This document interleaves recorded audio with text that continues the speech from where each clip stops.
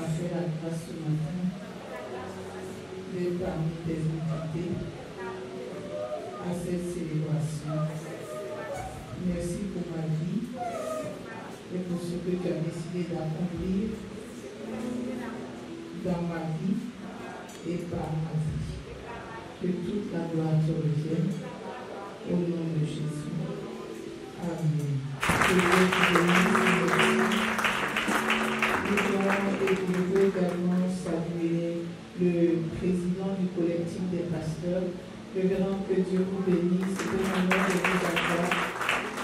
Également saluer tous les ministres de Dieu qui sont là ce matin pour honorer Dieu à travers cette cérémonie, qui sont les parrains des femmes, les parrains des jeunes.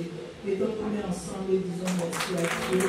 Merci à tous les ministres de l'Église Foursquare et tous ceux qui ont été là pour accompagner l'Église d'Antiochie dans ce programme. Je veux également saluer les pasteurs résidents, donc le prophète Batois et l'évangéliste. Que Dieu vous bénisse, le prophète Batois et son épouse. Que Dieu vous bénisse. Merci aux chants, merci au conseil, merci aux invités d'honneur. L'un des anciens, le secrétaire, l'ancien secrétaire conseiller qui est là avec son épouse. Que Dieu vous bénisse et fasse la vie. Et vous tous, en vos rangs, grades et qualités qui avez honoré de votre présence cette cérémonie, vous êtes là depuis le matin. Je voudrais bénir Dieu par les acclamations. Bénis Dieu pour vos vies, bénis Dieu. Merci de vous asseoir. Alors, ce matin, je tiens à vous saluer dans le nom précieux de notre Seigneur, mais également vous apporter les salutations du président et toutes ses excuses pour son absence qui ne dépendent pas de lui. Il a des supérieurs hiérarchiques qui sont donc arrivés pour une mission express et il y a une séance de travail très importante ce matin. Ils sont en pleine séance de travail depuis hier nuit, alors ils ne pouvaient pas se dérober. Ils ne pouvaient pas non plus, vu les engagements qui avaient été pris au niveau d'Antiochie pour cette célébration, il ne pouvait pas demander que cela soit reporté. Il a donc bien voulu ce matin m'envoyer pour déjà vous dire qu'il est là, mais aussi il a dépêché des hommes qui sont également des personnes de confiance pour lui, en l'occurrence le couple Kédi. Donc c'est M. Kédi et son épouse, ils sont serviteurs de Dieu. Et voilà, c'est le directeur central, voilà, c'est le directeur central d'une des banques de la place en Côte d'Ivoire. Et il est le conseiller spécial du président. Il est là avec son épouse, ils étaient nos missionnaires au Togo. Donc dans le cadre du travail, il a été envoyé en Côte d'Ivoire et il continue à travailler aux côtés de l'Église, mais aux côtés du président. Donc c'est lui qui est son envoyé ce matin. Il aura donc à vous donner le mot du président tout à l'heure. Je voudrais vous féliciter pour l'initiative et bénir Dieu pour cette occasion qu'il vous a donnée de pouvoir l'honorer en organisant cette cérémonie. Salut à la communication, à dire comme que Dieu vous bénisse, merci d'être là. Alors, pour une telle cérémonie, comme on le dit, on ne bavarde pas longtemps. Je sais que vous êtes venus pour quelque chose et la chose pour laquelle vous êtes là, c'est pour que Dieu vous donne une opportunité pour qu'il vous bénisse. Amen. Le thème que cette fête de moisson a, et nous qui nous a été présenté, c'est bâtissons-lui. Bâtissons pour lui une chambre haute. Et c'est un passage, c'est un thème qui a été tiré d'un passage biblique, donc dans le livre de 2 Rois au chapitre 4. C'est de là que nous tirons ce verset qui a été donc reformulé pour donner notre thème. J'ai été commis pour pouvoir être avec vous et apporter la parole.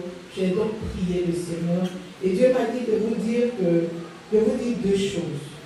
La première chose, c'est dans le livre de 2 Samuel chapitre 7, 2 Samuel chapitre 7, à partir du verset 1 jusqu'au verset 4, la parole de Dieu parle de ce qu'un homme, un grand homme, a eu à cœur un projet et il a présenté à un homme de Dieu. Il est écrit, lorsque le roi habita dans sa maison, il s'agit du roi David, et que l'Éternel lui donnait du repos, après l'avoir délivré de tous ses ennemis qui l'entouraient, il dit à Nathan le prophète, « Vois donc, j'habite dans une maison de cèdre, et l'arche de l'Éternel habite au milieu d'une tente. » Le prophète Nathan répondit au roi et dit, « Va, fais tout ce qui est dans ton cœur, car l'Éternel est avec toi. » La nuit suivante, la parole de l'Éternel fut adressée à Nathan. Et nous allons au verset 11. Qu'est-ce que Dieu a dit à Nathan? Au verset 11, il est écrit, « Et comme à l'époque où j'étais établi, Dieu parle de lui. » Il a donc relaté tout son parcours qu'il a fait avec David. Il dit, comme à l'époque où j'avais établi des juges sur mon peuple d'Israël, je t'ai accordé du repos. Il parle donc de David, à qui il a accordé du repos, en te délivrant de tous tes ennemis. Et l'Éternel t'annonce qu'il te créera une maison. Car quand tes jours seront accomplis et que tu seras couché avec tes pères, j'élèverai ta postérité après toi, celui qui sera sorti de tes entrailles, et j'affermirai son règne. Ce sera lui qui bâtira une maison à mon nom, et j'affermirai pour toujours le trône de son royaume. Je serai pour lui un père, il sera pour moi un fils. Je veux m'arrêter là. En fait, sa première chose que Dieu m'a demandé de dire à une personne ce matin, c'est que c'est un privilège d'être choisi par Dieu pour être associé à l'édification d'une maison de Dieu. C'est un privilège, c'est un honneur, c'est une considération. Dieu nous a regardés, toi et moi. Beaucoup ont été invités, beaucoup ont été sollicités, mais parmi ce grand nombre, c'est toi qui es là. C'est un honneur. David a regardé et il a jugé bon, il a trouvé bon qu'on bâtisse une maison à l'Éternel. Mais Dieu a dit, c'est bien ce que tu as dans ton cœur, mais je veux te dire que ce n'est pas toi qui me bâtiras cette maison.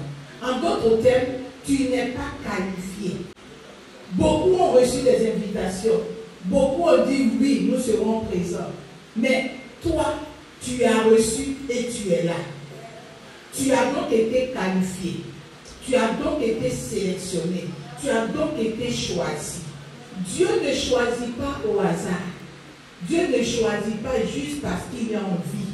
Certainement que tu t'es dit, je viens parce que c'est mon église qui fait. Ou je viens parce que j'ai été juste invité. Il faut honorer l'invitation. Mais je veux ce matin te dire que tu pouvais décliner l'invitation. Tu n'as pas pu et tu es là. C'est un plan de Dieu. C'est un plan de Dieu. Pour Dieu, il n'y a pas de hasard. Le hasard, il n'existe pas chez Dieu. Dieu sait pourquoi c'est moi qui suis arrivé à la place de Papa Nibé. Et je veux vous dire une petite chose. Parce que je suis arrivé et que Papa n'est pas arrivé, il m'a donc donné un couple qui sont donc des personnes avec qui il travaille et on arrive ensemble pour la cérémonie. Mais je vous assure que quand on venait à quelques kilomètres d'ici, on a vu un malade sur la route. Et à peine on l'a dépassé, la servante de Dieu a eu un choc. Elle dit non, on va faire demi-tour.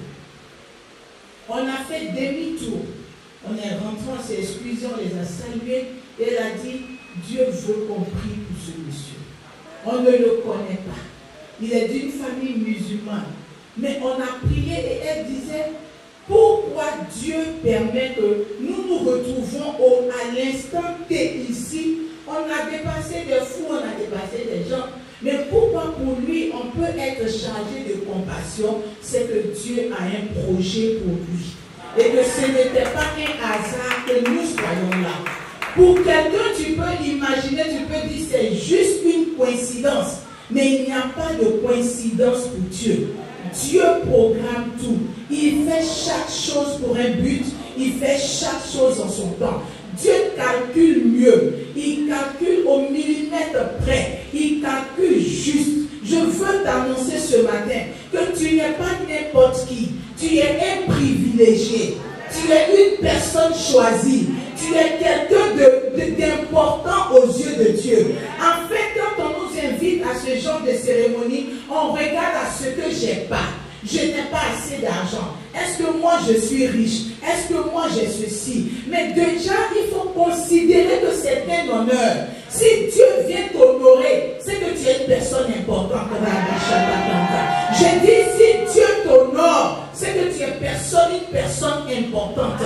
Si Dieu t'honore, l'honneur de Dieu sur ta vie est plus important que l'honneur d'un chef d'État sur ta vie. Il s'agit du Créateur du ciel et de la terre, celui qui tient les destinées. S'il a choisi que toi, tu seras celui sur qui il peut compter, il n'a pas regardé à qui tu es, il n'a pas regardé à ce que tu as, il n'a pas regardé à ce que tu n'as pas, il n'a pas regardé à où tu dors, il n'a pas regardé à qui est derrière toi, il a regardé à qui tu es pour lui. Celui que tu es pour lui est plus important que ce que les gens disent que tu es, ce que les gens pensent que tu peux faire, ce que les gens attendent de toi n'a rien à voir avec ce que Dieu dit que toi tu es. Tu peux dire à ta vie, je suis une personne très très importante. Voilà. N'attends pas que quelqu'un te dise VIP. Dieu t'a dit tu es VIP. Vous êtes là ce matin, vous êtes des VIP de Dieu. C'est tellement que tu n'as pas eu un fauteuil dans lequel on t'a installé, mais le ciel t'a vu comme VIP. Tu n'as peut-être pas eu une escorte pour te faire entrer, mais le ciel t'a vu comme VIP. Au nombre de ceux que le ciel a retenus pour cette cérémonie, il y a ton nom, il y a ta vie, il y a ta personne. Alors un VIP peut se tenir debout et acclamer celui qui l'honore ce matin. Acclame-le en poussant des cris de joie. Acclame-le, acclame-le en célébrant son nom. Acclame-le, alléluia. Que Dieu te bénisse. Alors dis à ton frère, le privilégié, ce n'est pas celui que les gens ont considéré, mais c'est celui que Dieu a choisi. Alléluia. Alors, quand nous lisons ce passage, on s'est donc rendu compte que le roi David, qui avait tout, qui voulait construire, n'a pas été qualifié par Dieu. Dieu a disqualifié David pour prendre son enfant qui n'avait rien. David avait son fils, mais son fils n'avait rien en ce temps-là. Quand Dieu disait que c'est lui qui va construire le temple, il n'avait rien pour commencer. Quand Dieu disait c'est ton fils qui va construire, il n'avait aucune ressource. Si ce n'était quoi? L'héritage du roi. Il n'avait rien. Nous sommes les enfants du roi des rois. S'il dit que c'est nous qui avons été retenus pour cet ouvrage, c'est que nous avons l'héritage de notre papa derrière nous. Je parle à une personne qui n'a pas un compte bancaire vide. Je parle à une personne qui a ses ressources connectées au ciel. Les ressources de cette terre sont des ressources qui périssent et qui disparaissent. Mais si ta richesse est connectée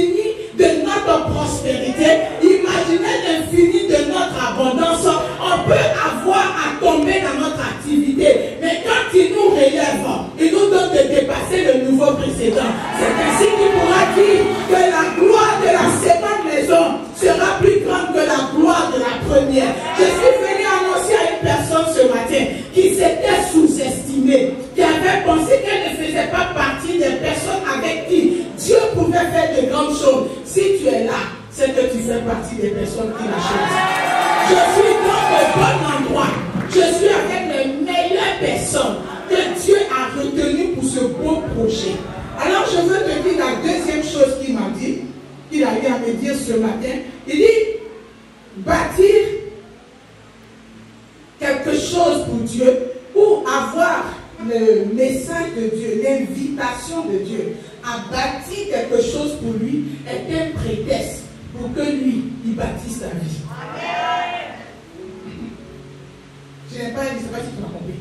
Quand Dieu te demande de faire quelque chose pour lui, ce n'est pas parce qu'il ne peut pas faire, mais c'est parce que lui, il veut faire quelque chose dans ta vie.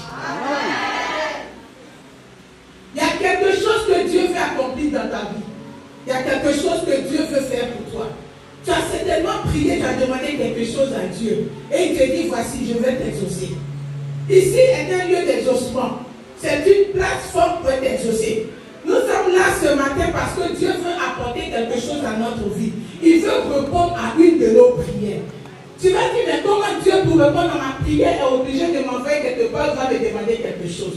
Ce qu'il te demande, ce n'est pas que tu vas donner. C'est lui qui te donne pour que tu donnes. Parce que qu'est-ce que tu as que lui ne t'a pas donné?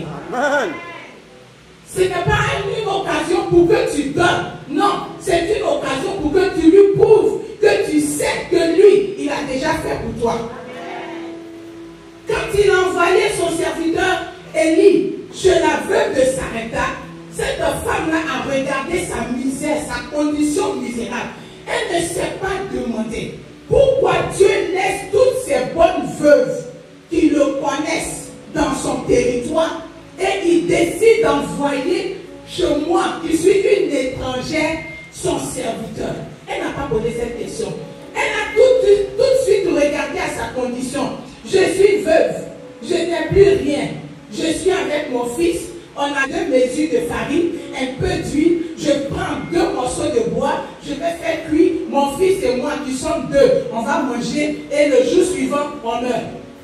Voici ce qu'elle avait dans sa vie. Mais Dieu qui a dépêché son serviteur chez elle, avait vu quelqu'un qui a besoin d'un témoignage.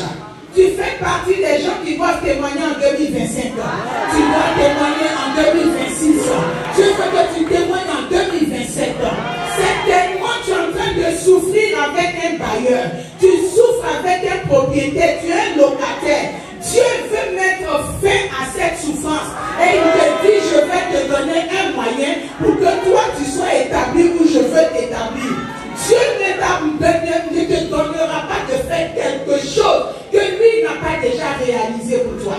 Ce que Dieu va te demander, c'est que ça est déjà là. Dieu dit, bâtissons pour lui une chambre haute. Et ça, c'était encore la prière d'une femme. Mais cette dame-là, elle était riche. C'était une femme de distinction. Donc elle avait un peu. Mais ce qui m'a marqué, c'est qu'au-delà d'avoir un peu, elle était quelqu'un qui connaissait le plan, mais les projets de Dieu. Elle dit à son époux, pendant qu'elle regarde le serviteur de Dieu qui passe, elle dit, je suis sûre que ce monsieur qui passe ici, là, est sûrement qui? Il est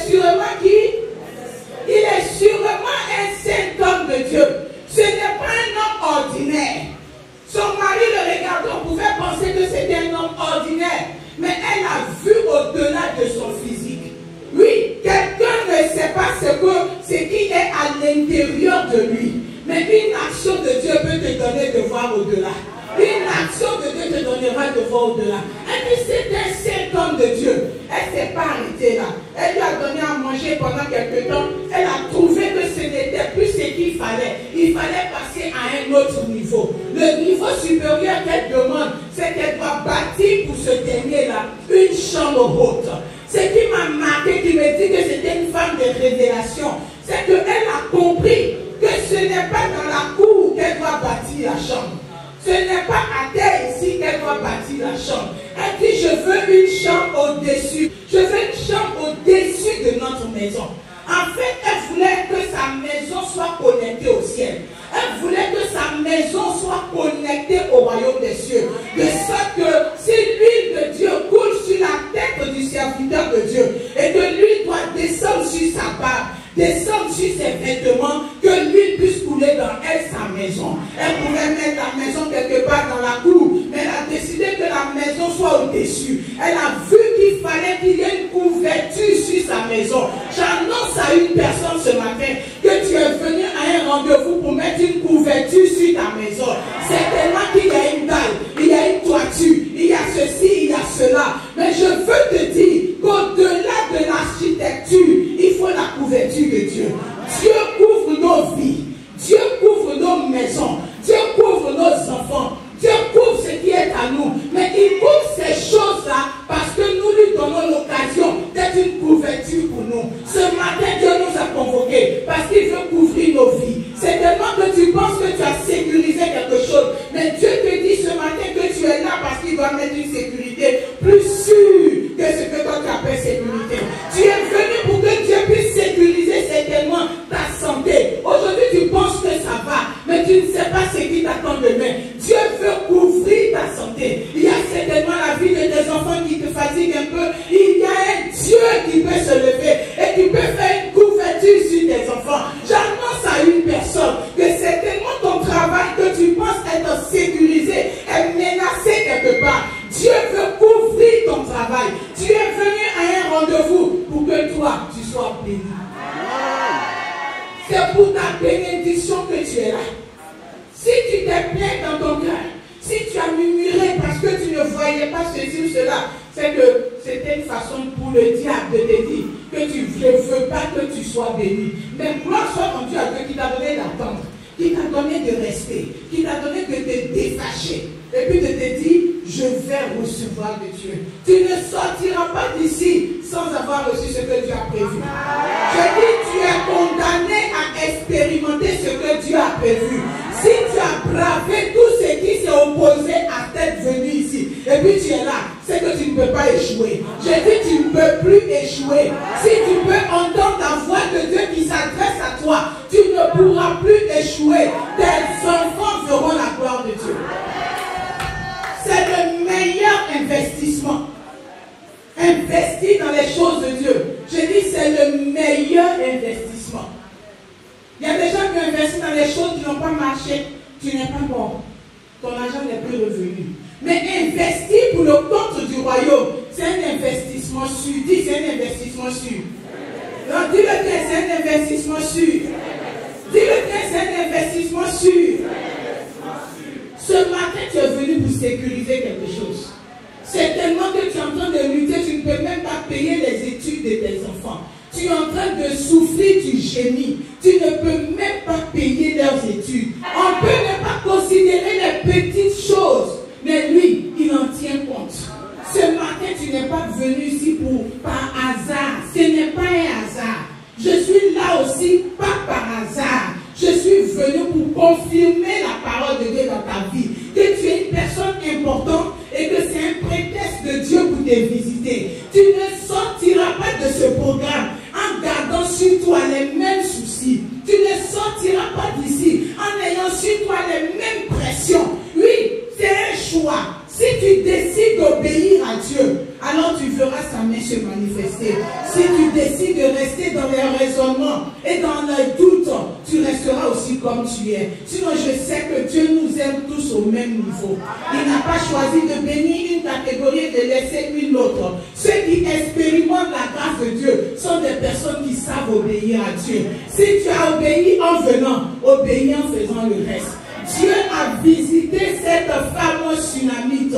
Elle n'avait pas d'enfant. Peut-être que toi, ce n'est pas un problème d'enfant. Il y a une situation qui doit changer. Quelque chose doit changer dans ta vie. Et Dieu t'a donné un prétexte. Le prétexte, c'est bâtir la chambre haute. Tu dois mettre ta main avec la main de ton frère. En fait, ensemble, Dieu puisse nous compter parmi les personnes qui va visiter, qui va visiter et qui va visiter. Je termine en te disant que Dieu s'est souvenu de Anne. Dans le livre de 1 Samuel, Dieu s'est souvenu de Anne.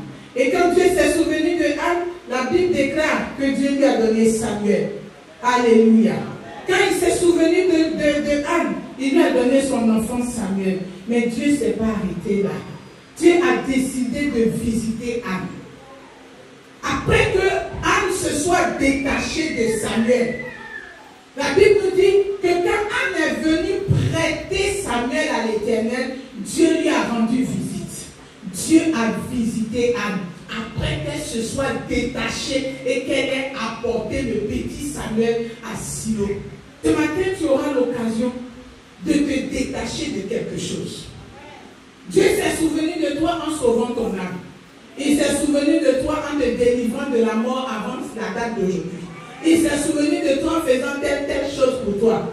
Mais Dieu veut maintenant, pendant que tu seras en train de te détacher de quelque chose, te séparer de quelque chose qui compte pour toi. Le petit Samuel était important pour Anne, mais Anne a décidé de se détacher de lui pour honorer Dieu. En te détachant de ce qui est important à tes yeux, ce qui est important pour ta vie, Dieu prendra le temps de te visiter.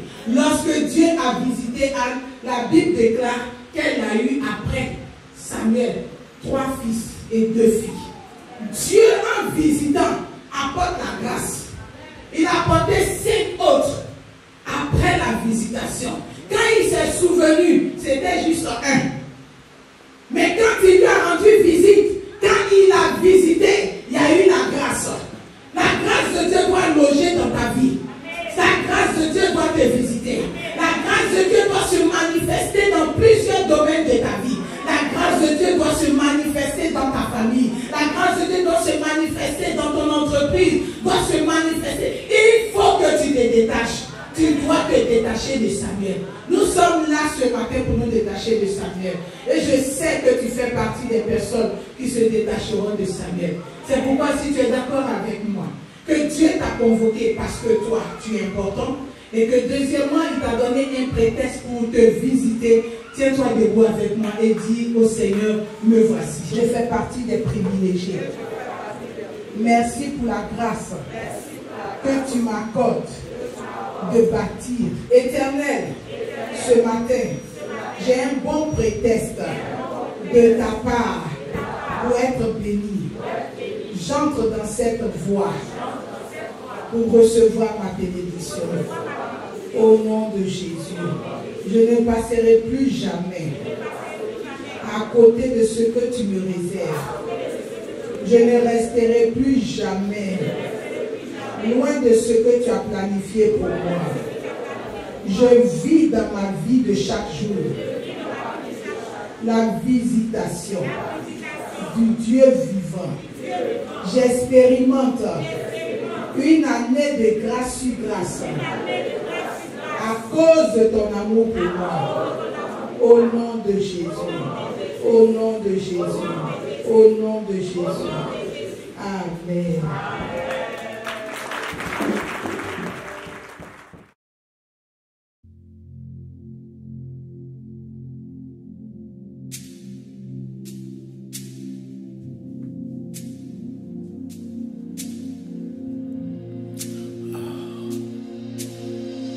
Comme une biche soupire après des courants d'eau, ainsi mon âme soupire après toi. Oh Dieu, mon âme a soif de toi. Je viens dans ta prière.